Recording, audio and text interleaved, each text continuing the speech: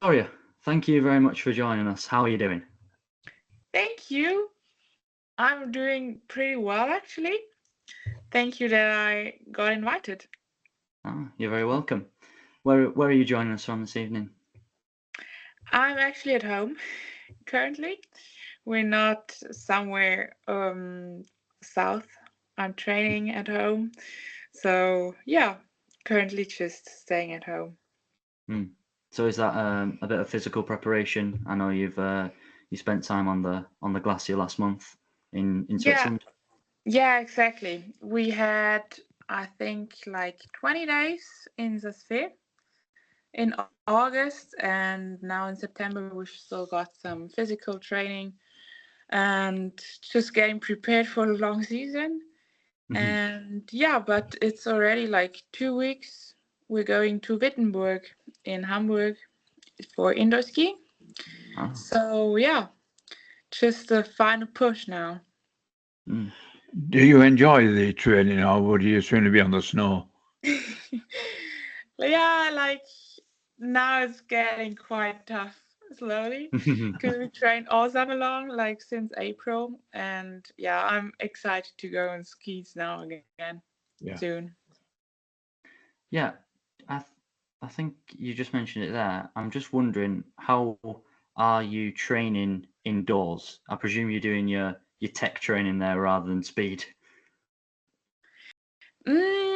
Yeah, no, I actually want I want to ski everything. Like I don't want to specify somewhere in speed or technique, like because I like in my opinion, it's just so important to have the base of the technique, especially like giant slalom. And I think like from there you can go everywhere. And if you've got a solid base in giant slalom and slalom too, because like I think you can also learn something from slalom for downhill or super G somewhere, and also on the contrary. And so I don't want to specify somewhere. So yeah, we'll see. Hmm. Very good. I'm going to take you to the very beginning then, and from the northwest of Austria. How did you get into the sport from the start? Yeah, it's actually quite casual because like we live in the mountains and like everybody skis, and it's not like I didn't ski like races at the beginning. My mom and dad just put me on skis and I just went straight down the hill. But yeah, but somehow like my mom also used to ski, and so everything kind of developed somehow. I got into the ski club, and I was actually pretty bad at the beginning. I hardly made it into the into our region team, kind Hmm. of. That's like the smallest kind of team that you can get into here. And yeah, I train, and some time I got better and also made the local team. And yeah, until now, the national B team. Hmm. Yeah. Good. So you said your parents had a little bit of involvement there, but I'm just Yeah. interested to see, like you just said, everyone's on skis. It's just like almost the, what can I say, the Austrian mentality. It's just Yeah. you're born to do it. Yeah, that's true. It's like everybody skis from like when they're really small, like 2, 3 years old. Everybody skis, and also like in primary school, we've got those ski weeks where everybody goes skiing. And so it's just, yeah, as you say, it's a mentality actually here. And also everybody enjoys it. Like Yeah. it's, I think, meantime, it got kind of a privilege to ski because it's pretty expensive and it costs a lot of time and effort. So it's actually a privilege. And yeah, but it's really great that everybody loves skiing here and you can just come together and ski. Yeah, it's great. I mean, when you go to these places in Austria and you see the tiny little kids trying to take on a small slalom course, it's just what you picture on the slopes going on. What it really means is when we are skiing down and a little child comes flying past us, about 3 or 4 year old, you think, should I really be doing this? Yeah, I believe that. Yeah, like especially like the small kids, they're not scared of anything. No They fear, just no go fear. straight down as fast as possible. Yeah. So, Victoria, when you were growing up, was there, obviously later now, sort of teenage years, was there a discipline you were focused more on, or was it just that enjoyment of being on the mountains? At the beginning, it was definitely enjoying because like I didn't expect skiing to be a profession actually. Yeah. Like I was just having fun with my friends and also got to know new friends, what was actually pretty awesome over the time because you just get to know so many new people. It doesn't matter where if it's now or then. It's it's actually really awesome. And so I wasn't thinking like, I need to go on GS now because that's it. I just had fun, and we also like skied pretty much just like free, not really in the gates.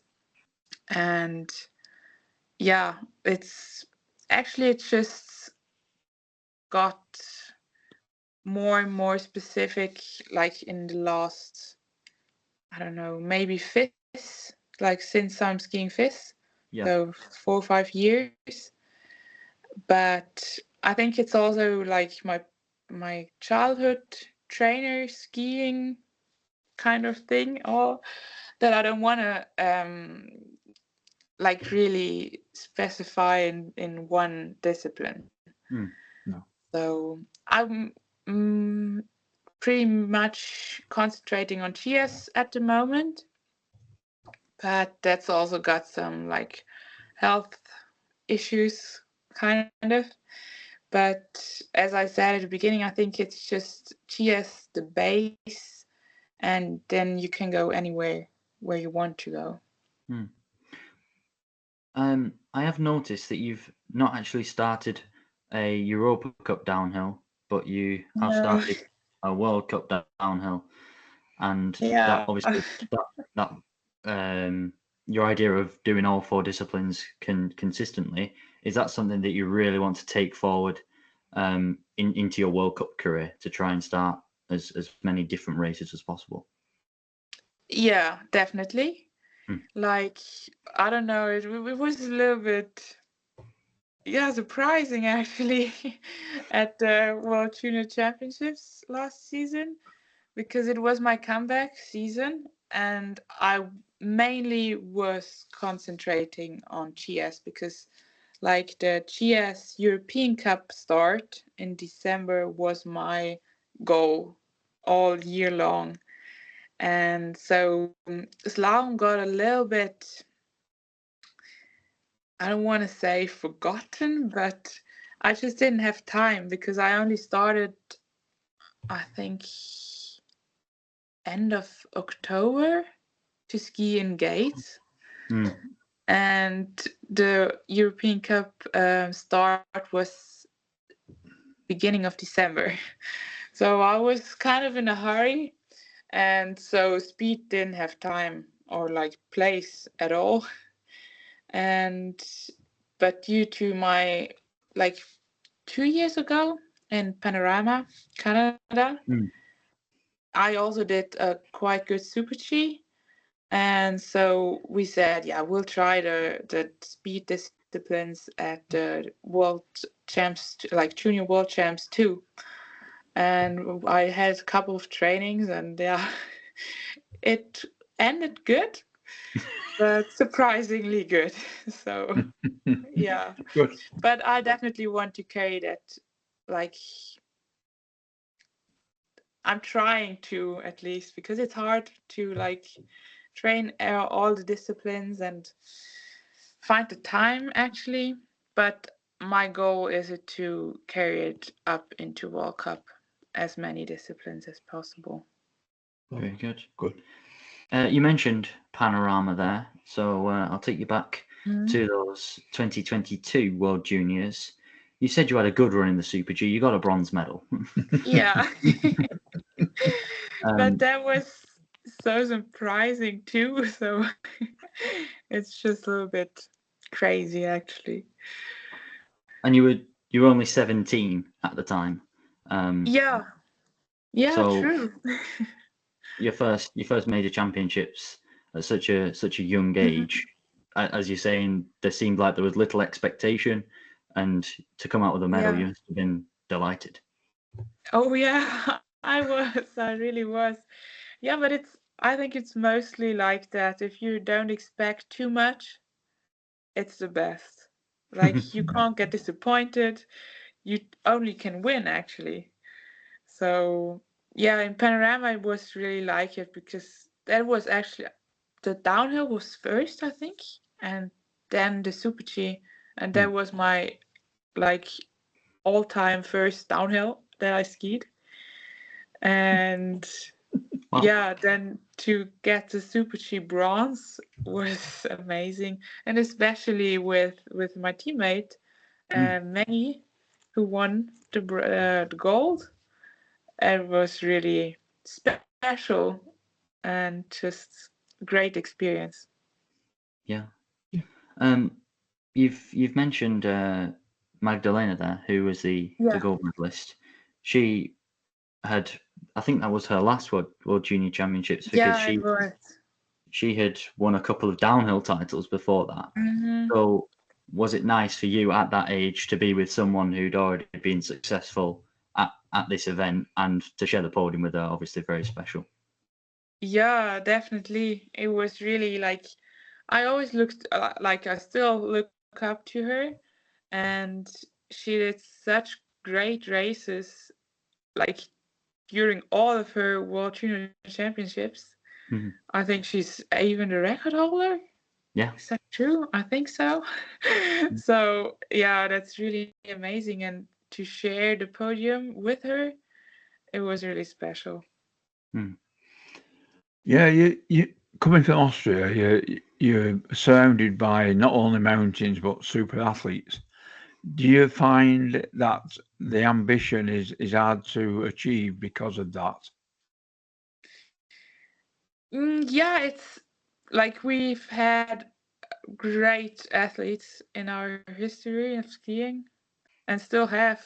Yeah, But yeah, it's not easy actually, for like, there's a lot of pressure and also a lot of expectations, which doesn't mean like it doesn't have to be bad. Like, it's not bad at all. You kind of have a lot of people who you can look up to, and you can get inspirations and also help. So I think all the experiences that they have made can also help us younger athletes to improve, and also to like handle all the situations, not only on skis but also besides. yeah. So do you think the pressure helps? It doesn't bother you much. It helps you to focus more on improving. Yeah, like for me, definitely. I Yeah, mostly work better under pressure. So if I'm like too, I don't know how you call it, but I need the pressure. yeah. Like, then I can really focus and get into my tunnel thing. I heard somebody say something a few weeks ago saying there's no such thing as pressure. And if it is pleasure, it's because you care. That's why Yeah, you feel pleasure. that's a good one. Yeah, definitely. Yeah. Is that one from your vast array of quotes? You're trying to inspire the next generation of skiers. Yes, Yeah. that's awesome. Every week. Every week. Yeah. That should become a feature of the podcast. Alan's inspirational quote. Yeah, why not? There you go. Cherish that one. I have a few. I'm gonna come to your injury setback, because you said that it was almost your comeback season last year. Yeah. So it caused you to miss the entirety of the 2022-23 campaign. Mm-hmm. Did during this period, did you learn something about yourself, about the sport? Was it a learning curve for you during this time? Definitely. It was probably the most. It's not like it's always a bad and a good side with injuries, but you learn so much. It's incredible. It's, as you said, you learn so much about yourself, but the most, like the thing that I learned the most for myself was that you don't have to see everything so strict, and like, because I am pretty ambitious, I think. I can say that about myself. But before my injury, I was really like,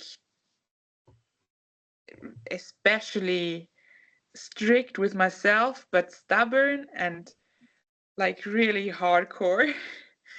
And I think I learned that a lot, to not like always be so hard on myself, actually. Okay. And to also see skiing more as a privilege and not only as a must thing, like a must have thing, actually. Yeah. And there's so much more actually in the world than skiing, although we're only in the skiing world, and you always get into the circle again. I don't want to, like, I'm back there too now. So but you actually should just see everything a little bit more relative. Like, yeah. I don't know if you know what I mean. Yeah. But Yeah. yeah. You've got to see the world without blinkers. Yeah, that's true. Yeah. And just not so tight everything. And also have fun and enjoy the moments, and where you can always, like, where we can travel and just see everything. It's actually awesome. And yeah, that's probably the thing that I've learned, and also trying to remember all the time. Yeah, very good. Obviously it was disappointing in the aspect that you won't be able to in that season, you weren't able to go to World Juniors or develop your points. Sure. But from another angle, I almost glad at the injury, as you were able to take this experience forward with you to present day and beyond. Yeah, that's true. Because, like, I think if you're just always in that skiing circle, you're always in the flow. You're just training, and then races and training again. Yeah. And you never get out, actually, or like not a lot. No. And yeah, it's always bad to be injured, like especially the first moment you're just, well, what should I do now? Like, you're really helpless. But with the time it gets better, and you also, I think everything's got a reason, and it has to be how it is, or how it will come or was. And yeah, it was a pity that I couldn't go to St. Anton, but I cheered for our teammates, and yeah, you can't do anything about it. No. It's one of those things. But coming to last season, I'm not going to jump straight in. I'm going to ask, this time last year, if we had spoken to you, would you think you be where you are now? Did you set a goal to be World Junior Champion, having made a World Cup debut, or was it just completely out of the blue? Like my first goal was to stay healthy. So I did that, and I'm really happy about that. But yeah, I also wanted to start a World Cup. That was my main goal actually before I got injured. So I kept that in mind all the time. And I also went into the season like that actually. But I wasn't expecting it to be through the title. So I actually wanted to do a TS as my first World Cup. So that's a little I'm absolutely satisfied and happy with my downhill World Cup start, but I would have liked to have a GS too. But yeah, like today, 1 year ago, I was just so happy to even be back on skis, because I just started like a year ago actually, and there it was just the best thing on earth to just be back skiing and on snow, and yeah, so that was awesome. What in those 12 months where you've had such a great season and got back on snow with success, what has changed for you over those 12 months, whether that be in the mindset or your skiing or your confidence? The last 12 months or Yeah. the injury 12 months? In comparison to this time last year when you were only just getting back on your skis. Oh yeah. Yeah, it's like now my mindset is definitely absolutely different. Like also during summer now I learned a lot because I had pretty bad patella problems on my other knee actually, not my injured knee. So I also learned a lot like in summer now, also again for myself, and because you fall back into your habits quickly. Like I got onto snow and I had my goals that I wanted to keep, like to be patient and just give me time, and you forget quickly. And you just fall back into the habits of just going all out. And like my knee problems this summer just brought me back again actually to like think about it, what's really important. And so that's changed a lot again. Like I had sort of a little bit of a fluctuating line there during the season, but I think it's definitely like you learn something out of every situation. And also during winter I had a lot of ups and downs, like with my knee, and you learn something out of every down and every high. So I think just mentally I came much further over the last 12 months. Very good. So tell us about the downhill gold medal winning run in the south of France in January? Yeah, I'm still actually pretty speechless because I don't know where it came from, or like it was just overwhelming because I wasn't expecting it at all. I like set all my expectations on Chias actually, and then I did the downhill training for the Super G actually. Like that, I get to know the slopes and like everything snow, and then I won the second downhill training, and it was okay. Yeah, okay, maybe there's something possible. But then I had like so much pressure, like I made myself so much pressure. And I, because I'm not nervous for races, not much at least.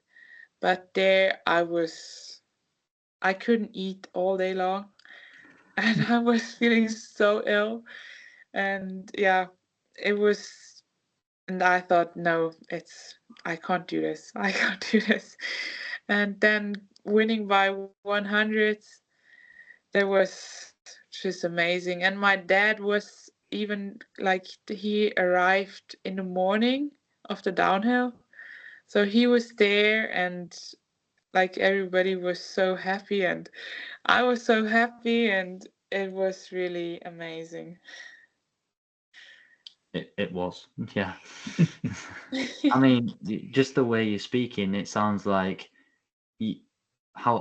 what is it, 8 months on, you still can't believe it. It's really like also the like in spring, like all of the welcoming parties and like the ski clubs and all of them had, it was just like, yeah, but like, did I really do it? Like, it was so surreal. So yeah, I also don't feel like a world junior downhill champion, you know. It's just because I'm actually not into the speed so much, I guess. So yeah, it's just crazy. I'm really happy about it, not to doubt that, but yeah, it's just surreal. Yeah. It was that more surreal, or your World Cup debut in Saalbach? Oh, that was another one. Yeah, it was so great actually because it was at home. And like all of my family was there, and again my ski club came with buses and brought all of the little children and had a fan club and everything, and it was just such a great experience. Also with the new team, like like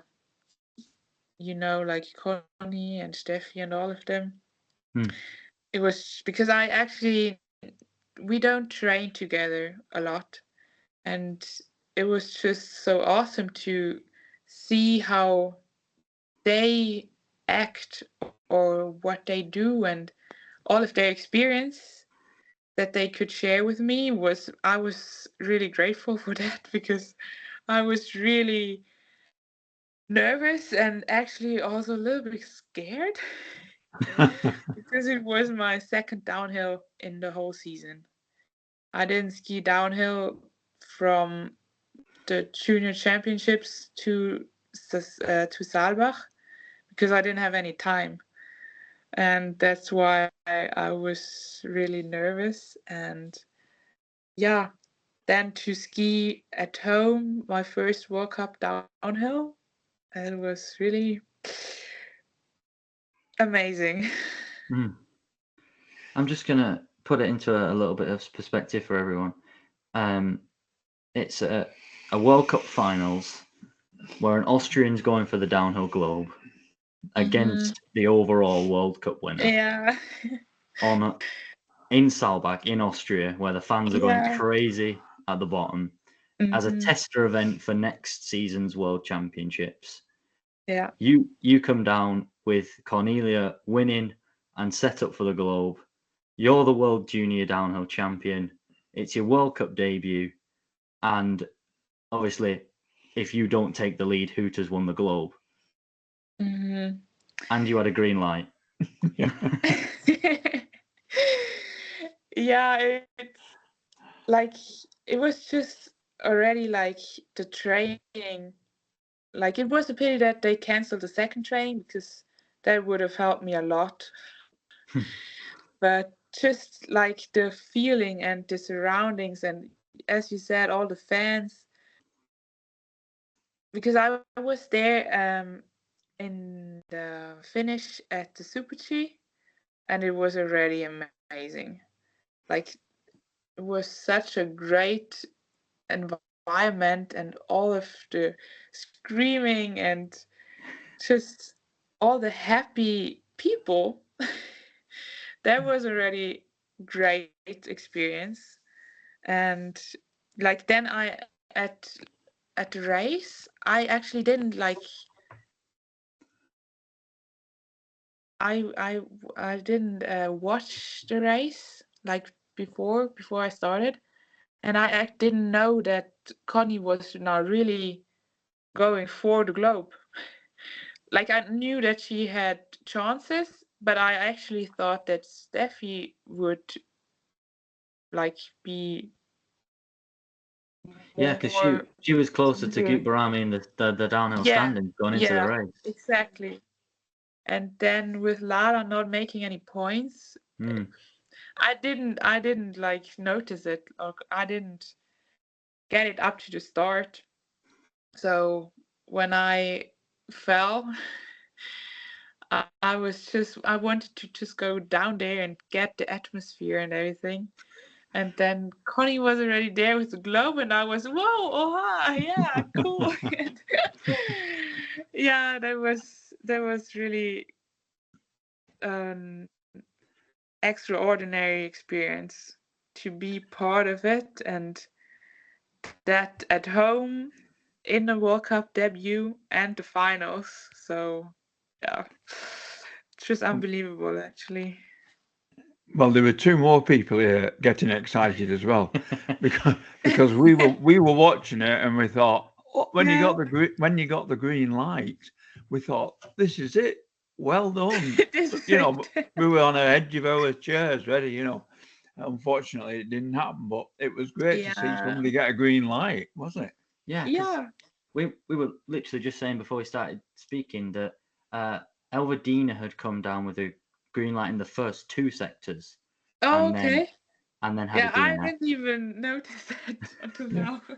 And before that, obviously, Delargo had come into the podium, and Stu Hetz had come onto the podium.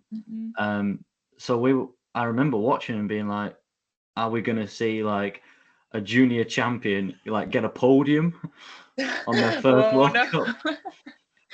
That would have been too nice. No, like I didn't quite work out. No, it didn't. No, like I didn't.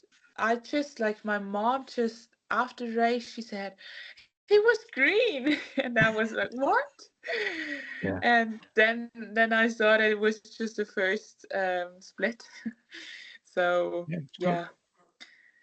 But so I mean, it's better than nothing. Of course, certainly is, yeah. Of course.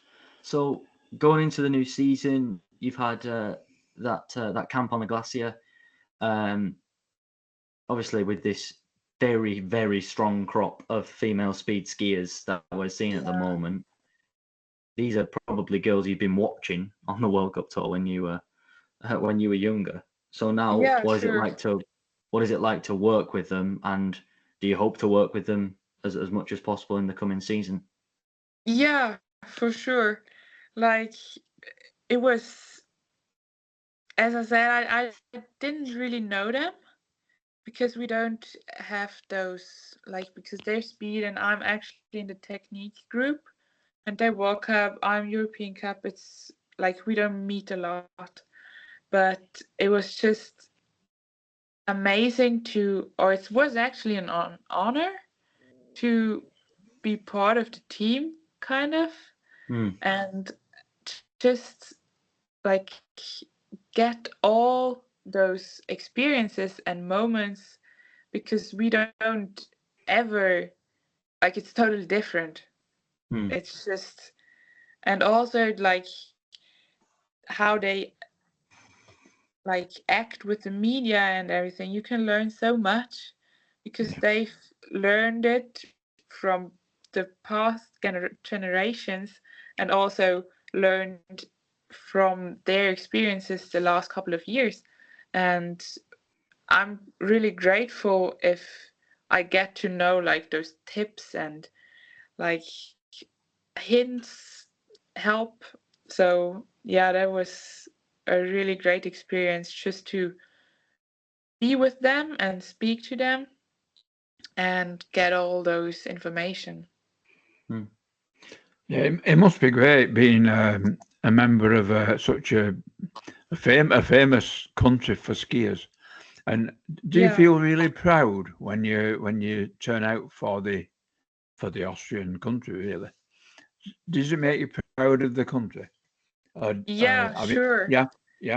Sure, it's an honor to like be in the Austrian ski team, because we've got so many good skiers, like also on the local teams, and everybody works so hard for their goals. And if you like then show your maybe potential, but also like hard work, and it also pays off. So to represent Austria as a skier, I think it's a pretty great honor, because everybody, as I said at the beginning, everybody skis, everybody knows the team, and they're really euphoric. Do you say that? Yeah. Yeah. So it's a great honor, yeah. So ahead of the new campaign, what are the goals that you're setting for 24-25? Definitely staying healthy again, getting my current knees in shape again, to be ready for the season, that I don't always have to think about it, because it has a great impact if you're always thinking like, okay, is it gonna hurt? Is it not gonna hurt? Like, it's just not, it's not a good feeling. And so that's my first goal, like the next couple 2.5 weeks for now. And of course, a great goal would be certain. I was just gonna say. Yeah, it's not long anymore. So yeah, we'll see.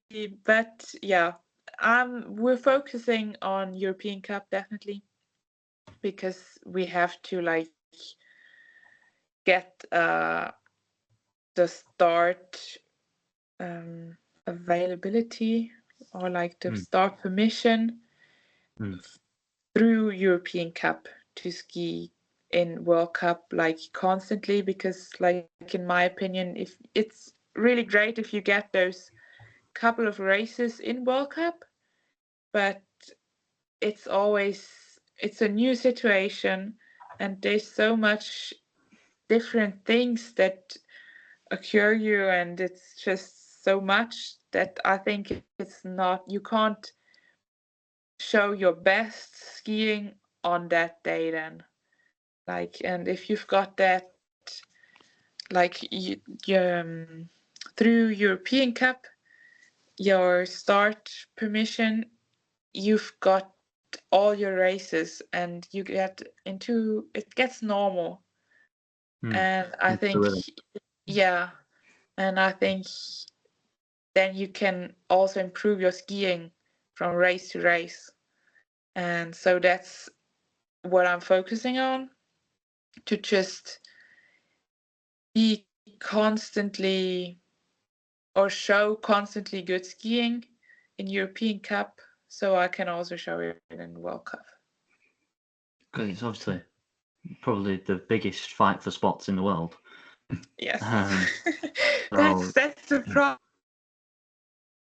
Yeah. Yeah, but like we're mainly concentrating on GS again, and just as it comes, some speed races, some slalom races. Yeah, we'll see. are you going to go to the World Juniors in Tarvisio? I hope so.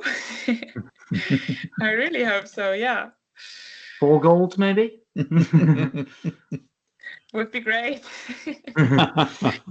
No, sure. It's always like on top of the list, but there are a lot of great skier racers too. So it's not like it's I don't know, but it's yeah, it's not always that easy. No. It's difficult because, they're obviously your age. I think it is a real good way to see exactly where you're at for people of your age. Definitely. So yeah. Have you got any more questions? Well, yeah, I would just like to. Well, your English is very, very good. How do you find time? How do you find time to learn a language like that? Yeah, I must say, my dad is from South Africa. Oh. And he's been speaking English with us like since we're small, like from birth. So all of my siblings too. So yeah. Very good. Thank you. But it's I'm grateful for that because it's easier to communicate with all people around the world, especially in skiing. Yeah. Yeah. Okay, we will move to the quick fire questions then, and start with your favorite place to ski. Good question. I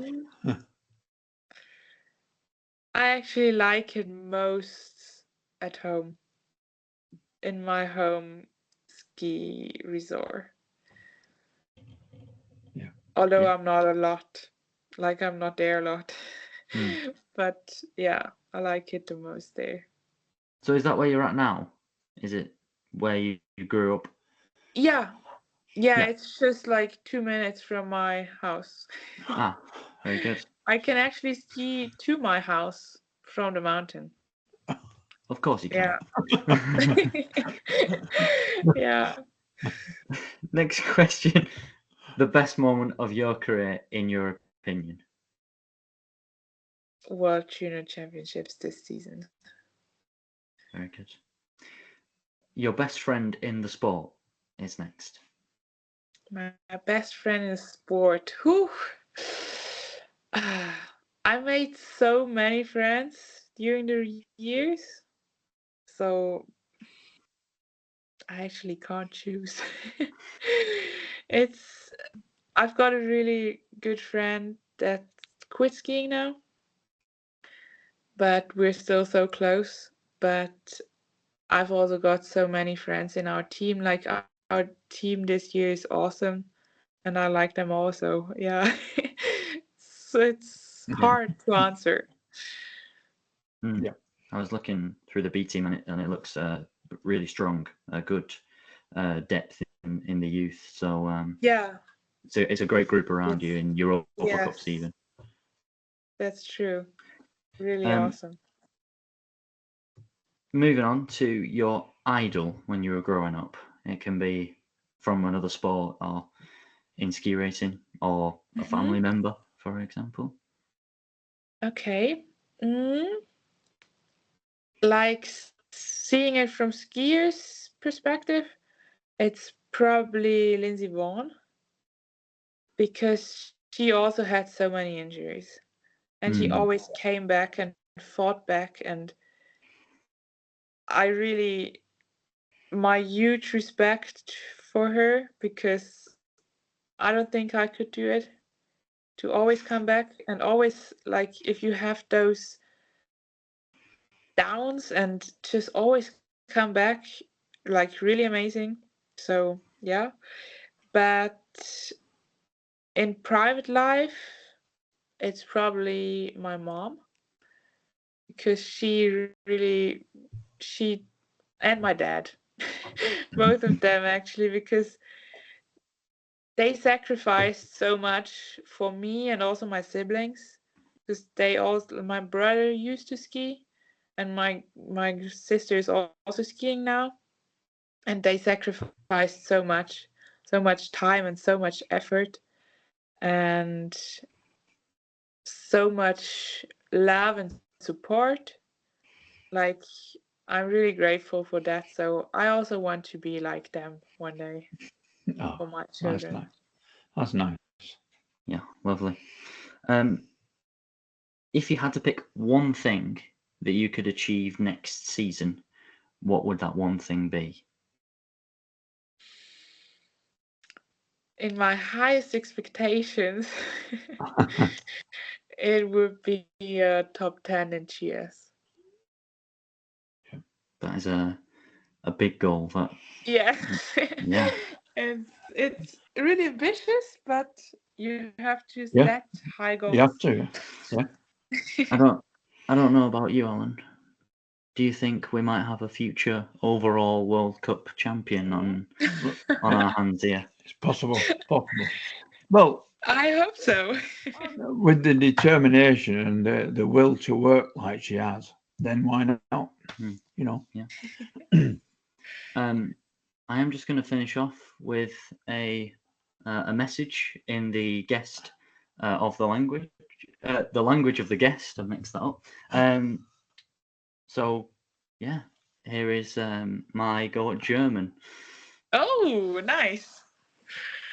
I realise now that I've not told her about this before. Oh, I mean, no. He does this every time. He does this whoever we're speaking to. He always he always asks them a question in their language. Yeah. Wow, but that's awesome.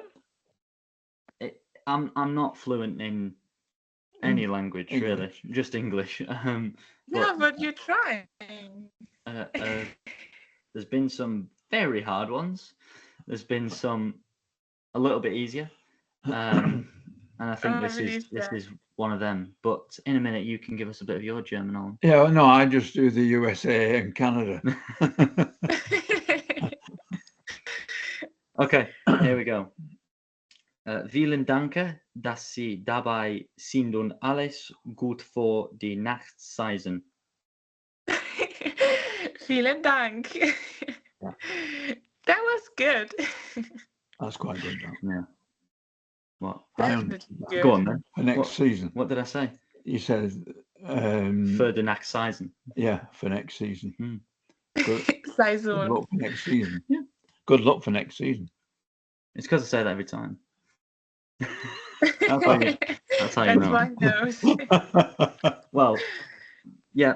In English, then. Thank you very much, Victoria. Thanks for joining us, and all the very best of luck with the next season. Yeah, thank you so much. Really enjoyed speaking to you, and all the very best in the future. Too. It was an honor. Thank you very much. All right. You're more than welcome. Thanks. Thank you. Have a good night. Yes, and you. Bye-bye.